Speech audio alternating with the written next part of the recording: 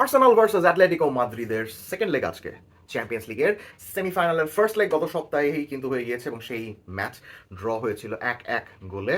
Arsenal অ্যাটলেটিকোর মাঠে গিয়ে 1-1 গোলের ড্র ছিনিয়ে নিয়ে এসেছিল। সো আজকে খেলা হবে আর্সেনালের মাঠ এমিরেটসে। সো এই ম্যাচে কে জিতবে সেটার উপরে কিন্তু ডিপেন্ড করছে যে এবারের চ্যাম্পিয়ন্স লিগের একটা ফাইনালিস্ট কে হচ্ছে। সো এই সেকেন্ড লেগের আগে দুই দলের কোন কোন জিনিস ম্যাচের ফলাফল নির্ধারণ করবে সেটার জন্য আজকের এই video. Number one, the central midfield pairing of Atletico Madrid.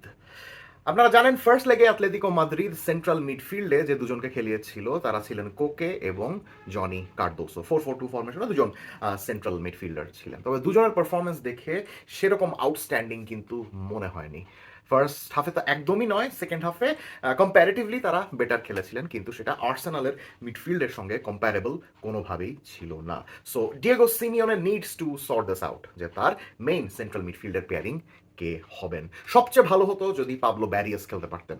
Pablo ব্যারিয়াস এই গোটা সিজনেই ইঞ্জুরির সঙ্গে লড়ছেন, কখনো কখনো খেলতে পারছেন, আবার খেলতে নেমে আবারও ইঞ্জুরিতে পড়ছেন, আবারও মাঠের বাইরে চলে যাচ্ছেন। সো খুব সম্ভবত উনি সেকেন্ড লেগে খেলতে পারবেন না, কিন্তু আর্সেনালের এগেনস্টে তিনি যদি সেকেন্ড লেগে খেলতে পারতেন তাহলে পাবলো ব্যারিয়াসের সঙ্গে কোকের partnership that would have been fantastic, এবং সেই জিনিসটা অ্যাটলেটিকো মাদ্রিদকে একটা নিউ ডাইমেনশন দিতে পারতো। কিন্তু পাবলো ব্যারিয়াস যেহেতু নাই, সেহেতু কোকের সঙ্গে কি জনি কার্দোসো খেলবেন নাকি এই পেয়ারিংটা ডিয়েগো সিমিওনে ব্রেক করবেন, এটা অনেক বেশি ইম্পর্ট্যান্ট অ্যাটলেটিকো মাদ্রিদের জন্য।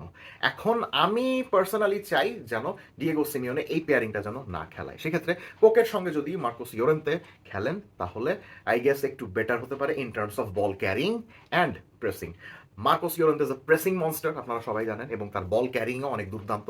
তিনি সামনে ফাঁকা স্পেস পেলেই বল ক্যারি করে সামনে চলে যেতে পছন্দ করেন এবং স্পেস ইনভেট করে সামনে চলে যেতে পছন্দ করেন। So that can be a huge factor if he plays at the centre of the midfield. But ডান দিকেও যদি মার্কোস ইয়োরেন্তে খেলেন তিনিও কিন্তু দুর্দান্ত পারফর্ম করতে পারেন। And that takes us to the number two, যে রাইট মিডফিল্ড জোনে কে খেলবেন। রাইট মিডফিল্ড জোনে গত ম্যাচে ফার্স্ট হাফে খেলেছিলেন গিলিয়ানো সিমিওনে, তখন রাইট ব্যাকে খেলেছিলেন, অর্থাৎ তার পেছনে খেলেছিলেন মার্কোস ইয়োরেন্তে। কিন্তু সেকেন্ড হাফে দেখা গেল যে গিলিয়ানো সিমিওনেকে বেঞ্চ করা হলো এবং তার জায়গায় মার্কোস ইয়োরেন্তেকে রাইট মিডফিল্ডের ভূমিকা দেওয়া হলো, এবং সেখান থেকে he was fantastic in terms of, একটু আগে আমি যে জিনিসটা বললাম, pressing and ball carrying. So Atletico Madrid যদি দিন শেষে জনি কার্দোসো আর কোকেকেই যদি খেলায় এবং মার্কোস ইয়োরেন্তেকে যদি ডান দিকে খেলায় তাহলে তো গিলিয়ানো সিমিওনের কোনো সেরকম ভূমিকাই নেই। কিন্তু আমি চাইবো এই ম্যাচে গিলিয়ানো সিমিওনে যেন গত ম্যাচের মতো ফর্মহীনতায় না ভোগেন এবং তাকে যেন রাইট মিডফিল্ডের ওই জোনটা দেওয়া হয়, বিকজ রাইট মিডফিল্ডে গিলিয়ানো সিমিওনে যদি ফর্মে থাকেন তিনি অ্যাটলেটিকো মাদ্রিদের জন্য অনেক বেনিফিশিয়াল একটা খেলোয়াড়। সো গিলিয়ানো সিমিওনেকে ডান দিকে রেখে মার্কোস ইয়োরেন্তেকে যদি মাঝখানে কোকের সাথে পেয়ারিং করা যায় তাহলে আমার কাছে মনে হয় যে মিডফিল্ড ব্যাটলে আর্সেনালের সাথে সমানে সমান টেক্কা দিতে পারবে Atletico Madrid. Number three, now the midfield combination of Arsenal. Arsenal গত ম্যাচে ডিফেন্সিভ মিডফিল্ড বা সোলো নাম্বার 6 এর ভূমিকায় ডেক্লান রাইসকে রেখেছিল, এবং ওই ট্যাকটিক্যাল সুইচটাই ছিল আর্সেনালের ড্র অর্জন করার পেছনে অন্যতম প্রধান কারণ। ডেক্লান রাইস এই সিজনের মোটামুটি সম্পূর্ণ সময় নাম্বার 8 হিসাবে খেলেছেন, নাম্বার 6 বা ডিফেন্সিভ মিডফিল্ডারের ভূমিকায় খেলেছিলেন কিন্তু মার্টিন জুবিমেন্ডি। কিন্তু আমরা এই ম্যাচে দেখেছিলাম ফার্স্ট লেগে যে Martin Zubimendi was fielded as a number 8 and Declan রাইসকে কিন্তু একটা প্রপার ডিফেন্সিভ মিডফিল্ডার ভূমিকা দেওয়া হয়েছিল, যেখান থেকে তিনি অ্যাটলেটিকো মাদ্রিদের সকল ট্রানজিশন আটকাচ্ছিলেন এবং একই সঙ্গে ডান দিকে গিয়ে আর্সেনালের যে রাইট উইঙ্গার রয়েছেন এবং রাইট ব্যাক রয়েছেন বেন হোয়াইট, তাকে সাহায্য করছিলেন তাদের পায়ে যখন বল পজিশন থাকছিল। আমার কাছে মনে হয় যে Arsenal should field Declan rice as a number 6 তো অবশ্যই, এবং তাদের পায়ে যখন বল থাকবে তখন রাইস এবং জুবিমেন্ডি এই জুটির মধ্যে রাইস যেন ডান দিকে থাকে, বিকজ আপনারা সবাই জানেন যে বুকাও সাকা ইনজুরি থেকে ফিরে এসেছেন, ফুলহ্যামের এগেনস্টে অসাধারণ খেলেছেন এবং রাইট উইংয়ে তিনি খেলেন। সো রাইট উইংয়ে যখন সাকা থাকেন তখন সাকার সাথে ডান দিকে যদি রাইস থাকেন তাহলে তার একটা দুর্দান্ত কম্বিনেশন কিন্তু হয়, যেটা আমরা ফুলহ্যামের এগেনস্টে ম্যাচে কিন্তু দেখেছি।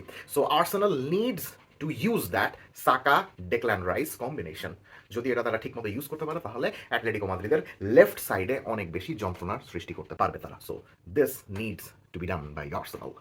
Number 4, the inclusion of Eberechi Eze. Arsenal সম্বন্ধে এ পর্যন্ত যতগুলো ভিডিও করেছি এই সিজনের প্রত্যেকটা ভিডিওতেই আমি বলেছি যে এবেরে চিয়েজা কত বেশি ইম্পর্টেন্ট, এবং সেই ইম্পর্টেন্সটা তিনি গত ম্যাচেও কিন্তু দেখিয়েছেন ফুলহ্যামের এগেনস্টে। সো আমি চাইবো জুবিমেন্ডি এবং রাইসের পাশাপাশি আরেকজন মিডফিল্ডারের ভূমিকায় ওডেগার্ডকে না খেলিয়ে যদি এবেরে চিয়েজাকে খেলা হয় as a left central midfielder.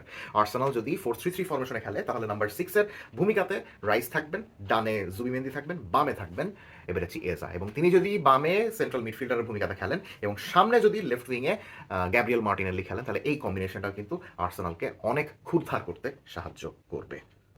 And number 5, the inclusion of Alexander Sorloth. Sorloth গত ম্যাচ ইঞ্জুরিতে ছিলেন আর্সেনালের এগেনস্টে ফার্স্ট লেগে, তাকে সাবস্টিটিউট হিসাবেও নামাননি ডিয়েগো সিমিওনে, কিন্তু সেই ম্যাচে সোরলথ যে কত বেশি সাহায্য করতে পারতেন সেটা আমরা ম্যাচের শেষ 10-15 মিনিটে কিন্তু ঠিকই বুঝতে পেরেছি। এমন কিছু সিচুয়েশন ক্রিয়েট হয়েছিল যখন মাতেও রুগেরি ক্রস করছিলেন, কিন্তু বক্স প্রেজেন্স না থাকার কারণে অ্যাটলেটিকোর হয়ে কেউ হেড করতে পারছিলেন না ঠিকমতো, গোলে শট নিতে পারছিলেন না ঠিকমতো। Same goes for Alex Baena. Alex বায়েনাকে যখন নামানো হলো তখন অ্যালেক্স বায়েনা সামনে অ্যাটাকিং ক্ষেত্রে কন্ট্রিবিউট করছিলেন, কিন্তু সামনে কম্বিনেশন করার জন্য সোরলথকে পাচ্ছিলেন না। So left back of course Matteo Ruggeri খেলবেন, এবং লেফট ব্যাকের ওই জোনগুলো থেকে তিনি বক্সের উদ্দেশ্যে বেশ ভালো ক্রস করতে পারেন।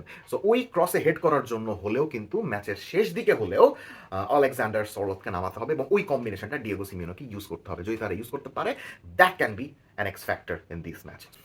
সো এই 5টা ট্যাকটিক্যাল ব্যাটল এই আর্সেনাল অ্যাটলেটিকো মাদ্রিদের সেকেন্ড লেগকে শেপ করবে, বা এই সেকেন্ড লেগের গতিপথ নির্ধারণ করবে বলে আমার কাছে মনে হয়। সো কমেন্ট সেকশনে জানিয়ে দিন এই সেকেন্ড লেগের আগে আপনি কি ভাবছেন। Let's have a discussion.